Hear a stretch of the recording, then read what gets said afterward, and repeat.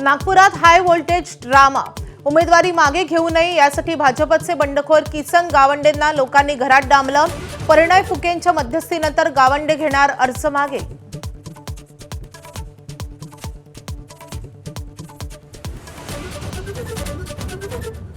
महापालिका निवडणुकांसाठी उमेदवारी अर्ज मागे घेण्याचा आजचा शेवटचा दिवस। दुपारी 3 वाजेपर्यंत उमेदवारी अर्ज मागे घेण्याची अंतिम मुदत। बंडखोरांचं बंड थंड करण्यात पक्षांना कितपत यश मिळणार याकडे लक्ष।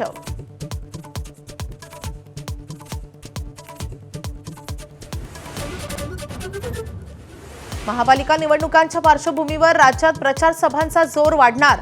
प्रमुख पक्षांनी प्रचाराची रणनीती आखली। स्टार प्रचारकांची यादी जाहीर, तर राज्यभरात अनेक मोठ्या नेत्यांच्या प्रचार सभा आणि मेळाव्यांचं नियोजन।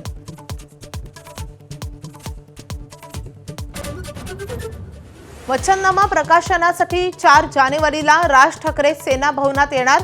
संजय राऊतांची माहिती, तर विधानसभा अध्यक्षांनी उमेदवारांना धमकावल्याचा राऊतांचा आरोप।